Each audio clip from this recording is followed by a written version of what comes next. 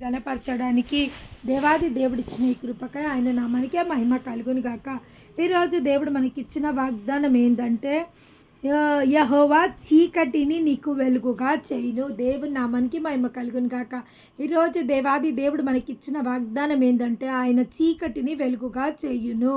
అవును, అంధకార లోయలో నేను సంచరించినను ఏ అపాయము నాకు రాదు అని దావీదు భక్తుడు చెప్పినట్టు నిజంగా మన దేవాది దేవుడు మనకు చీకటిలో వెలుగుని కలుగజేసే దేవుడై ఉన్నందుకు ఆయన నామానికే మహిమ కలుగును గాక. అవును, చీకటిలో నుంచి మనని వెలుగులోకి నడిపించడము ఆయన వల్లనే సాధ్యము. ఇంకేమంటుండంటే ఆయన దాని పై వచనంలో యెహోవా నీవు నాకు దీపమై ఉన్నావు. దేవాది దేవుడు ఏమై ఉన్నాడంట? మనకు దీపమై ఉన్నాడు. నీ వాక్యమే నా పాదములకు దీపము, నా తోవలకు వెలుగై ఉన్నది. అవును, ఎప్పుడైతే మనము వాక్యంని ఆధారం చేసుకొని ఆ వాక్యం అనే వెలుగులో ఎప్పుడైతే మనం నడవడానికి ప్రయత్నం చేస్తామో ఆ యొక్క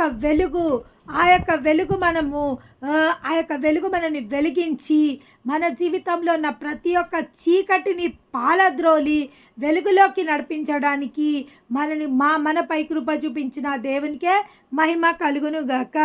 ఇంకా ఏమంటుండంటే ఆయన మూర్ఖుల ఎడల నీవు వికటముగా నుందువు, శ్రమ పడువారిని నీవు రక్షించదవు, గర్విష్ఠులకు విరోధివై వారిని అంచివేసెదవు. అవును, మూర్ఖుల ఎదుట ఆయన మికుటంగా ఉండును, ఆయన శ్రమ పడిన వారిని నువ్వు రక్షించదవు. మన దేవుడు ఏమంటుండంటే శ్రమ పడిన వారిని ఆయన రక్షించే దేవుడై ఉన్నారు. ఎవరైతే గాలివాన చేత ప్రయాసపడి కొట్టబడిన దానా నీలాలతో నీల జలములతో నీ పునాదులను నీలములతో నీ కూటగుమ్మములను వేస్తానని యెషయా 54లో దేవాది దేవుడు సెలవిచ్చిన ప్రకారము ఆయన ఏమంటుండంటే ఇదే అధ్యాయము 7వ వచనంలో నా శ్రమలలో నేను యెహోవాకు మొరపెట్టి తిని నా దేవునికి ప్రార్థన చేసి తిని ఆయన తన ఆలయములోను ఆలకించి నా ప్రార్థన అంగీకరించెను, నా మొర ఆయన చెవుల జొచ్చెను. దేవుని నామానికి మహిమ కలుగును గాక. ఇక్కడ ఏమంటుందంటే నేను దేవుని సన్నిధిలో ప్రార్థన చేసినప్పుడు నా యొక్క ప్రార్థన ఆయన చెవులో జొచ్చి ఉన్నది. అవును, మనం విశ్వాసులుగా ఎప్పుడైతే దేవుని సన్నిధిలో దేవుని సమక్షంలో మనం ప్రార్థన చేయడానికి మనం సిద్ధమవుతామో అప్పుడే మన హృదయంలో మనము విశ్వసించాలంట, అప్పుడే మన హృదయంలో నమ్మాలంట. ఏమని?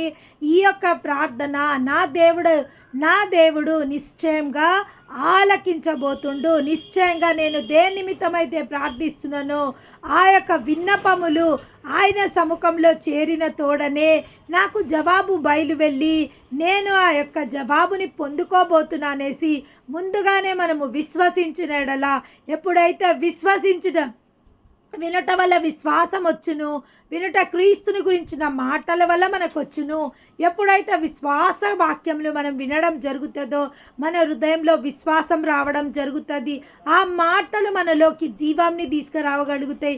1 testimony is equal to 1 prophecy. ఒక సాక్ష్యము, ఎవరన్నా ఒక సాక్ష్యం చెప్తుంటా అనుకో, ఎప్పుడన్నా గర్భఫలం లేనోళ్ళు కొన్ని సంవత్సరాల నుంచి మాకు గర్భఫలం లేదు కానీ దేవుడు మమ్మల్ని దర్శించిండు, మాకు గర్భఫలం దేవుడు ఇచ్చిండు అని ఆ సాక్ష్యం అంట ఆ యొక్క సహోదరి చెప్పుతా తోడనే ఏం జరుగుతుందంట ఆ యొక్క సాక్ష్యము ఏమవుతుంది, ఆ ప్రజలలోకి బయలు వెళ్ళి ఇంకా గర్భఫలం లేని వారికి అది ఒక ఆశని పుట్టిస్తుంది. అవును, ఆ సహోదరి జీవితంలో చేసిన దేవుడు మా జీవితంలో కూడా చేస్తాడు. ఆ యొక్క నిరీక్షణకు ఆధారం లేనప్పుడు అబ్రహాం నమ్మెను, అది అతనికి నీతిగా ఎంచబడెను. ఆ యొక్క సహోదరికి అప్పటి వరకు నిరీక్షణ ఉండదు కానీ ఎప్పుడైతే ఆ మాట తన వినడం జరుగుతుందో ఆ మాటను బట్టి తనకు నిరీక్షణ కలుగుతుంది. అదేవిధంగా ఇక్కడ ఏమని రాయబడ్డదంటే మనం ప్రార్థన చేస్తున్నప్పుడే నా యొక్క ప్రార్థన దేవుని ఆలయంలోకి చేరుతుంది, దేవుని యొక్క సన్నిధిలోకి చేరుతుంది. దేవాది దేవుడు నా యొక్క ప్రార్థనని విని నిశ్చయంగా నాకు జవాబిస్తాడు అనేసి మనము హృదయంలో యోచించిన దాన్ని బట్టి నోరు మాటలాడును. మనం హృదయంలో దేని గురించి అయితే యోచించుకుంటామో, దేని గురించి అయితే మన హృదయంలో అనుకుంటామో మన నోరు దాన్నే మాట్లాడుతుందంట. మనము మేలు కోసము యోచించుకుంటే మన నోరు మేలే మాట్లాడుతుందంట. లేదా మనము కీడు గురించి యోచిస్తే మన నోరు కీడు మాట్లాడుతుందంట. ఏది మనం మన హృదయంలో యోచించుకుంటామో యోచించిన దాన్ని బట్టి మన నోరు మాట్లాడుతుందంట. అదేవిధంగా ఇక్కడ ఏమని రాయబడిందంటే, యెహోవా నీవు నాకు దీపంవై ఉన్నావు. దేవుడు మనకి ఏమై ఉన్నాడంట? దీపంవై ఉన్నాడు. నా దీపమును వెలిగించు వాడవు అని ఒక పాట కూడా ఉంది. అవును, మన దీపముని వెలిగించువారు ఎవరంట? గాఢాంధకారం లోయలో ఈరోజు మన స్థితి గాఢాంధకారపు స్థితిలా ఉన్నప్పటికీ, ఈరోజు నిస్పృహలలో మన జీవితం ఉన్నప్పటికీ, ఏ దిక్కు దశ లేని స్థితిలో మన జీవితం ఉన్నప్పటికీ, మన దేవుడు ఏమై ఉన్నాడంట? వెలుగై ఉన్నాడు. మన దేవుడు ఖచ్చితంగా లెమ్ము తేజరిల్లుము. ఏషియా 60లో ఏమని రాయబడి ఉంటుంది? లెమ్ము తేజరిల్లుము, నీ మీద వెలుగు వచ్చి ఉన్నది. ఏమంటాడంటే, నీ మీద వెలుగు వచ్చున్నది. దేవుని యొక్క వెలుగు, దేవుని యొక్క మహిమ, దేవుని యొక్క కృప నీపై వచ్చున్నది. లెమ్ము తేజరిల్లుము, ఇంకా తేజరిల్లు. ఇంకా నువ్వు ఆ చీకటిని వదిలేసి ఇంకా నిన్ను నువ్వు వెలిగించుకో. నీ ఒక వెలుగుగా మారు. నిన్ను నువ్వు వెలిగించుకొని ప్రతిరోజు మనం ఒక విషయం కోసం ప్రార్థన చేయాలంట. ప్రభువా నన్ను వెలిగించండి, నా దీపమును వెలిగించండి. ఆత్మదేవ నా యొక్క దీపముని మీరు వెలిగించండి. ఎందుకంటే ఎప్పుడైతే మీరు నన్ను వెలిగిస్తారో నేను అనేకులని వెలిగించగలుగుతా. అనేకుల జీవితాలలో నా యొక్క జీవిత ప్రభావం వల్ల అనేకుల జీవితము మార్చబడుతుంది అని మనం ప్రార్థన చేయవలసింది. అట్లా ప్రార్థన చేసినప్పుడు దేవాది దేవుడు మన ద్వారా అనేకులని వెలిగించడానికి మన కృపను అనుగ్రహిస్తాడు. ఇంకా ఏమనుందంటే, ఆయన శరణజొచ్చు వారికి అందరికీ ఆయన కేడిమి. యెహోవా తప్ప దేవుడేడి? మన దేవుడు తప్ప ఆశ్రయ దుర్గం ఏది? అవును, ఆయన శరణజొచ్చిన వారికి, ఎవరైతే దేవాది దేవుడి శరణజొచ్చుతారో, ప్రభువా ఇంకా నువ్వు తప్ప మాకే ఆశ్రయ దుర్గం లేదు. నరులను ఆశ్రయించుట కంటే, రాజులను ఆశ్రయించుట కంటే యెహోవాని ఆశ్రయించుట మేలు అని వాక్యంలో రాయబడినది. అవును, కొన్నిసార్లు మనం ఏం చేస్తామంటే మనుషులను ఆశ్రయించడం జరుగుతుంది. మనకి ఏదైనా విపత్తి జరిగిందా, ఏదైనా శోధన సంభవించిందా, ఏదైనా ఇబ్బంది కలిగిందా, మనం మొట్టమొదటిగా మనుషుల వైపు చూస్తుంటాం, మనుషులను ఆశ్రయిస్తుంటాము. మనుషుల వల్ల మనకు సహాయం కలుగుతుంది అనేసి మనుషుల వల్ల మనము నమ్మకం పెట్టుకుంటాం. ఎప్పుడైతే మనుషుల వల్ల అది కాదనుకో, అధికారుల దగ్గరికి వెళ్ళడం జరుగుతుంది. అధికారుల మీద మనం ఆశ పెట్టుకోవడం జరుగుతుంది. అధికారుల మీద మనం నమ్మకం పెట్టుకోవడం జరుగుతుంది. ఇంకా తర్వాత ఇంకా మనుషులు అయిపోయినరు, అధికారులు అయిపోయినరు, ఇంకా మనకు రిజల్ట్ శూన్యము. ఎక్కడి నుంచి మనకి ఎక్కడ సహాయం వస్తలేదు. ఇక్కడ అధికారుల నుంచి కూడా సహాయం వస్తలేదు, ఇక్కడ మనుషుల నుంచి కూడా సహాయం వస్తలేదు అన్నప్పుడు మనం అప్పుడు ఏం చేయడం జరుగుతుంది? లాస్ట్గా చివరి ప్రయత్నంగా దేవుని దగ్గరికి వెళ్ళి చూద్దాము. దేవుడు ఏమైనా సహాయం చేస్తాడేమో చూద్దాము, ఏమో ఆయన చేస్తాడేమో అనేసి మనము చివరిగా దేవుని దగ్గరికి రావడం జరుగుతుంది. కానీ ఇక్కడ ఏమంటుండంటే, ఆయన శరణుజొచ్చిన వారందరికీ ఆయన కేడమై ఉన్నాడు. కేడమై ఉన్న దేవునికి స్తుతి స్తోత్రములు కలుగునుగాక. ఇక్కడ దావీదు భక్తుడు ఈ యొక్క గీతంని ఎప్పుడు పాడిండంట? 22వ గీతం ఏమంటున్నాడు? యెహోవా తన సౌలు చేతిల్లో నుండి తన శత్రులందరి చేతిల్లో నుండి తప్పించిన దినమున దావీదు ఈ గీత వాక్యమును చెప్పి ఆయనకు స్తోత్రించెను. ఎప్పుడు ఇది రాసిండు ఆయన? ఈ 2 సమూయేలు 22వ అధ్యాయం ఎప్పుడు రాసిండంటే, సౌలు చేతుల్లో నుండి, తన శత్రువుల చేతుల్లో నుండి దావీదు ఎప్పుడు తప్పింపబడ్డాడో అప్పుడు ఈ గీతం ఆయన కృతజ్ఞతగా ఈ గీతం రాయబడ్డది. అంటే ఇక్కడ ఆయన ఎక్స్పీరియన్స్ అంతగా రాస్తుండు.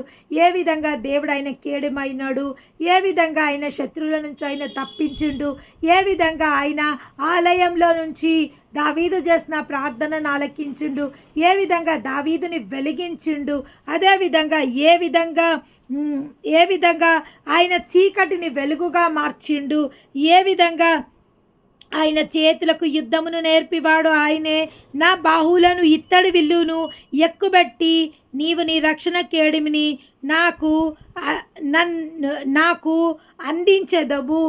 ఏ విధంగా దేవుడైన చేతులకు యుద్ధం నేర్పిండో, ఏ విధంగా యుద్ధంలో విజయం నేను అనుగ్రహిస్తావో దావీదు తన ఎక్స్పీరియన్స్ అంతా ఈ కీర్తన ద్వారా షేర్ చేయడం జరిగింది. ఏ విధంగా దేవుడు సహాయకుడై ఉన్నాడో, ఏ విధంగా ఆయన తన శత్రువులను జయించిండో, ఏ విధంగా ఆపత్కాలంలో దేవుడు ఆయన మొరను ఆలకించిండో అదంతా రాయబడ్డది. ఇంకా ఇక్కడ 22వ వచనంలో ఏమని రాయబడిందంటే, తన దృష్టికి కనబడిన నా చేతుల నిర్దోషత్వమును బట్టి నాకు ప్రతిఫలం ఇచ్చెను. దావీదు ఏమంటుండంటే, నా చేతుల నిర్దోషత్వము నా దేవుడు చూసిండు. ఈ లోకమంతా నన్ను దోషన్నా కానీ నా చేతులు నిర్దోషమైన చేతులని నా దేవుడు దర్శించినాడు. దయగల వారి ఎడల నీవు దయ చూపెదవు. ఏమంటుండంటే, తన దృష్టికి కనబడిన నా చేతుల నిర్దోషను బట్టి నాకు ప్రతిఫలం ఇచ్చను. దయగలవారి ఎడల నీవు దయ చూపెదవు. యథార్థవంతుల ఎడల నువ్వు యథార్థవంతులుగా ఉండువు. సద్భావము గలవారి ఎడల నువ్వు సద్భావమును చూపుదువు. ఇక్కడ దావీదు ఎంత గొప్పగా దేవుని వర్ణిస్తుండు. ప్రభువా, నువ్వు దయగలవారి ఎడల దయ చూపే గొప్ప దేవుడవు నాయనా. సద్భావం గలవారు అంటే మంచి ఉద్దేశాలు, మంచి తలంపులు, మంచి ఆలోచనలు కలిగిన వారి పట్ల నువ్వు మంచి ఆలోచనలు కలిగిన దేవుడవు, మంచి తలంపులు కలిగిన దేవుడవు ప్రభువా. అదేవిధంగా ఇంకేమంటుండు, యథార్థంగా ప్రవర్తించే వారికి నువ్వు యథార్థవంతుడవైనావు. ఎవరైతే దయ కలిగి ఉంటారో వారి పట్ల నువ్వు దయగల దేవుడవై ఉన్నావు. దావీదు దేవుని చాలా గొప్పగా అర్థం చేసుకుంటూ పరిశుద్ధ గ్రంథంలో అందరికన్నా ఎక్కువగా దావీదు దేవుని అర్థం చేసుకుంటూ, అందుకే దావీదుకి ఇంకొక పేరుంది. ఆయన పేరు ఏంటంటే దేవుని హృదయానుసారకుడు. దేవుని హృదయం ఎరిగిన వ్యక్తి, దేవుని యొక్క తలంపులని తెలుసుకున్న వ్యక్తి, దేవుని యొక్క ఆలోచనలు తెలుసుకున్న వ్యక్తి, దేవుని యొక్క చిత్తం ఏమైందో తెలుసుకున్న వ్యక్తి. కాబట్టి దావీదు నా హృదయానుసారకుడు అని దేవుడే దావీదు గురించి సాక్ష్యం చెప్పడం జరిగింది. దావీదుకి తెలుసు నన్ను ఎట్లా మెప్పియాలనో, దావీదుకి తెలుసు నన్ను ఎట్లా ఒప్పియాలనో, దావీదుకి తెలుసు నన్ను ఎట్లా సంతోషపెట్టాలనో ఆయనకు తెలుసు, నన్ను ఎట్లా తన వైపు ఆకర్షించుకోవాలనో ఆయనకు తెలుసు అనేసి దేవుడు సాక్ష్యం ఇవ్వడం జరిగింది. మనమందరం కూడా ప్రతిరోజు దేవుణ్ణి అడగాల, ప్రభువా నాకు కూడా ఒక సాక్ష్యం ఈ ప్రభువా. నేను కొన్ని రోజుల క్రితము ఒక సంఘంలో నేను ఒక వాక్యం వినడం జరిగింది. ఆ యొక్క దైవజనుడు ఏమని చెప్తుండంటే, దేవుడు ప్రతి ఒక్కరి కోసం సాక్ష్యం ఇస్తాడు. ఆయన యోబు కోసం ఏమని సాక్ష్యం ఇచ్చిండంట, యోబు యథార్థవంతుడు అని సాక్ష్యం ఇచ్చిండంట. ఆయన మోషేకి ఏమని సాక్ష్యం ఇచ్చిండంట, నా ఇల్లంతటిలో మోషే నమ్మకమైన వాడు అని సాక్ష్యం ఇచ్చిండంట. అదేవిధంగా దావీదు నా హృదయానుసారకుడు అని సాక్ష్యం ఇచ్చిండంట. యాకోబ్కి ఏమని సాక్ష్యం ఇచ్చిండంట, మనుషులతో దేవునితో పెనుగులాడి ఆయన గెలిచను అని సాక్ష్యం ఇచ్చిండంట. ఆ వాక్యం నేను విన్నప్పటి నుంచి ఆ యొక్క మాటలు నా హృదయంలో నాటబడ్డాయి. నేను ఎప్పుడు నాకు ఎప్పుడైనా గుర్తుకొచ్చినప్పుడల్లా నేను ప్రార్థన చేస్తా, ప్రభువా నాకు కూడా ఒక సాక్ష్యం ఈ ప్రభువా, నువ్వు ఏ విధంగా భక్తులని నువ్వు పిలుచుకున్నావో తండ్రి, ఏ విధంగా వారంతటి గొప్పదాన్ని అయితే నేను కాదు కానీ ప్రభువా నా కోసం కూడా నా చివరి శ్వాస నా యొక్క జర్నీ ఈ యొక్క యాత్ర ముగించే వరకు ప్రభువా నాకు కూడా ఒక సాక్ష్యం నువ్వు ఇయ్యాల ప్రభువా, నా గురించి కూడా నువ్వు సాక్ష్యం చెప్పాలా ప్రభువా ఈ ప్రజలతోనని. ఆ మాట విని నేను చాలా సంవత్సరాలు అయింది, కానీ నాకు ఎప్పుడైనా గుర్తుకొచ్చినప్పుడు నేను ఈ యొక్క ప్రార్థన చేయడం జరుగుతుంది. అదేవిధంగా దేవుడు మన గురించి సాక్ష్యం చెప్పాలంట.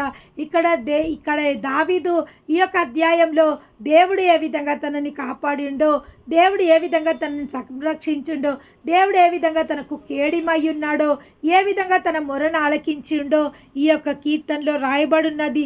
ఆయన గుణాల గురించి, ఆయన ఎటువంటి వాడో దావీదుకి తెలుసు. ఆయన కోపం ఎప్పుడు వస్తుందో తెలుసు, ఆయనకు సంతోషం ఎప్పుడు వస్తుందో తెలుసు, ఆయనతో ఎట్లా మాట్లాడాలనో తెలుసు.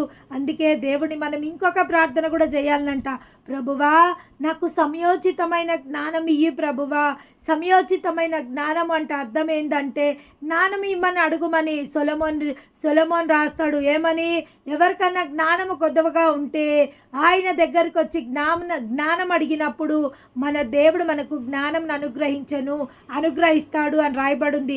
కానీ నేనైతే ఇంకొక మాట విన్నా, ఏంది అంటే సమయోచితమైన జ్ఞానము. సమయోచితమైన జ్ఞానము అంటే ఏ నిమిషంలో మనం ఏం చెయ్యాలా, ఏ నిమిషంలో మాట్లాడాలా, ఏ నిమిషంలో మాట్లాడొద్దు, ఏ నిమిషంలో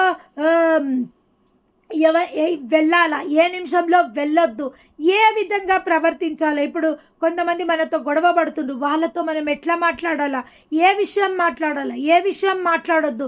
లేదా ఎవరైనా మన మీద నిందలేస్తుండ్రు, ఆ నిందలేసేటప్పుడు మనం ఎట్లా రియాక్ట్ కావాలి. నిన్నటి రోజు ఒక ఇన్సిడెంట్స్ జరిగినప్పుడు మధ్యాహ్నం ఆ ఇన్సిడెంట్స్ జరిగినప్పుడు నేను ఒక మాట మాట్లాడేస్తున్నాను. నా నోరు నుంచి ఒక మాట వచ్చింది. మాట్లాడినాక నేను దేవుణ్ణి అడుగుతున్నా, ప్రభువా మరి నేను మాట్లాడిన మాట తప్పేనా ప్రభువా, మరి నేను ఈ మాట్లాడిన మాట కరెక్టా, మరి ఇదేదైనా ఎఫెక్ట్ అవుతుందా, మరి ఏదైనా నష్టం తీసుకురాగలుగుతుందా, లేదా మమ్మల్ని ఏదైనా కష్టాల పాలు చేస్తుందా అని నా హృదయంలో మధ్యాహ్నం నుంచి సతమతం అయితేనే ఉన్నాను. నా హృదయంలో నేను కరెక్ట్ డెసిషన్ తీసుకున్నానా లేదా. చాలాసార్లు నేను డెసిషన్స్ తీసుకున్నప్పుడు దేవుని దగ్గరికి వెళ్ళడం జరుగుతుంది. ప్రభువా నేను తీసుకున్న డెసిషన్ కరెక్టేనా, మరి నేను కరెక్ట్గానే ఈ డెసిషన్ తీసుకున్నానా, నా వల్ల ఏమైనా తప్పు జరిగిందా. ఒకవేళ దేవుడిని నా వల్ల తప్పు జరిగింది అని అన్నప్పుడు నేను వెంటనే క్షమాపణ చెప్పడం జరుగుతుంది. కొన్నిసార్లు దేవుడు చెప్పకముందే నేను క్షమాపణ చెప్పేస్తా. ఆ మధ్యాహ్నం నుంచి నా హృదయంలో ఆ యొక్క మాట మెదులుతూనే ఉంది. కానీ దేవాది దేవుడు రాత్రి మనం వాక్య ధ్యానం నిన్న రాత్రి 10 గంటల నుంచి 10:30 వరకు నిన్న వాక్య ధ్యానంలో దేవుడు ఏమంటుండంటే, నీ విరోధులకు యెషయా 54లో ఆయన మాట్లాడడం జరిగింది. ఏమని?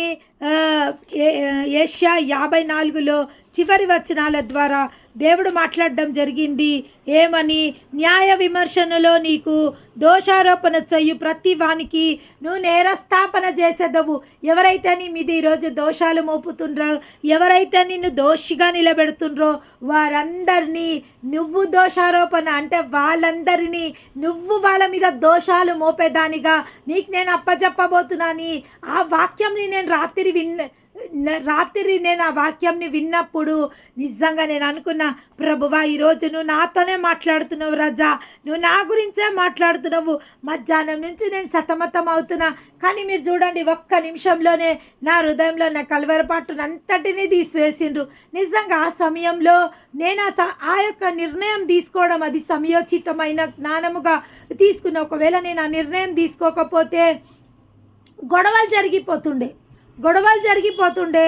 తర్వాత నాకు దేవుడు చెప్తుండు, నువ్వు తీసుకున్న నిర్ణయం కరెక్టే. ఒకవేళ నువ్వు ఆ నిర్ణయం తీసుకోకపోతే మనుషుల మధ్య గొడవలు, మనస్పర్ధలు వచ్చే అవకాశం ఉండే. కాబట్టి నువ్వు తీసుకున్న డెసిషన్ వల్ల నీ మీద నేరం మోపేటోళ్లకు నిన్ను నేరస్తులుగా నీకు అప్పచెప్పబోతున్నాని ఆ వాక్యం చెప్పినప్పుడు నాకు నిజంగా నిన్నటి రోజు నాకు ఎంతో సంతోషం అనిపించింది. మన దేవుడు మాట్లాడే దేవుడు.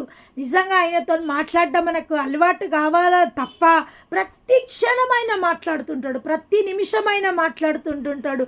నేను కూర్చుండుటయు, నేను లేచుటయు, నేను పడుకుండుటయు ప్రతి ఒక్కటి ఆయనకు తెలుసంట. ప్రతి ఒక్కటి ఆయన గమనిస్తుంటాడంట, ప్రతి ఒక్కటి ఆయన చూస్తుంటాడంట. మనకు మాట్లాడే లోకం దృష్టిలో రక్షింపబడిన మనము లోకం దృష్టిలో మనల్ని ఎట్లా చూస్తుందంట, లోకం వెర్రివారితో చూస్తుందంట. కానీ దేవుని యొక్క రక్షింపబడిన మనకు దేవుని యొక్క శక్తి అయ్యింది. కానీ అన్యులకు అది ఎట్లా కనబడుతుంది? ఒక మూర్ఖతలాగా కనబడుతుంది, వారికి ఒక హాస్యాస్పదంగా కనబడుతుంది. ఏంది వీళ్ళ భక్తి, ఏంది ఊరికే వీళ్ళు పిచ్చోళ్ళ లెక్క ప్రార్థన అంటారు, స్తుతిస్తుంటారు, అసలు వీళ్ళది ఏంది అనేసి వాళ్ళకు ఎట్లుంటుందంట, అన్యులకు అది వెర్రితనంగా కనబడుతుంది. కానీ రక్షింపబడిన మనకు అది దేవుని యొక్క శక్తి అయ్యింది. అందుకే ఇక్కడ దావీద్ భక్తుడు చాలా గొప్పగా దేవుని గురించి రాయడం జరిగింది. నీ సహాయమున చేత నేను సైన్యముల జయింతును, నా దేవుని సహాయం వల్ల నేను ప్రాకారములను దాటుదును. దేవుడు యథార్థవంతుడు, యెహోవా వాక్కు నిర్మలము. ఆయన శరణజొచ్చిన వారికి అందరికీ ఆయన కేడిమి. యెహోవా తప్ప దేవుడేడి? మన దేవుడు తప్ప ఆశ్రయదుర్గమేది? దేవుడు నాకు బలమునై కోటై ఉన్నాడు. ఆయన తన మార్గంలో నందు యథార్థవంతులను నడిపించును. ఆయన నా కాళ్ళు జింక కాళ్ళ వలె చేయును, ఎత్తైన స్థలం మీద నన్ను నిలుపును. దేవుని నామానికి మహిమ కలుగును గాక. మన కాళ్ళని లేడి కాళ్ళ వలె ఆయన చేసి ఎత్తైన స్థలంలో, దేవుని యొక్క సంకల్పం ఏంటంటే ఆయన బిడ్డలు ఉన్నత స్థితిలో ఉండాలా, ఆయన బిడ్డలు ఎత్తైన స్థితిలో ఉండాలా, ఆయన బిడ్డలు మంచి స్థితిలో ఉండాలా, ఆయన బిడ్డలకు ప్రతి ఒక్క కంఫర్ట్ ఆయన ఇయ్యాలనేసి ఆయన ఆశ కలుగుండు. ఆయన ఏమంటుండు, నీ పిల్లలని నేను ఉపదేశించదను, నీ పిల్లలకు నేను అధిక విశ్రాంతి కలగజేసేదను. మన పిల్లలకు ఆయన విశ్రాంతి ఇవ్వాలనుకుంటుండు, మన పిల్లలకు ఆయన ఉపదేశం చేయాలనుకుంటుండంటే ఆయన పిల్లలమైన మనను విశ్రాంతిలోకి నడిపియాలని ఆయన చిత్తం కాదా?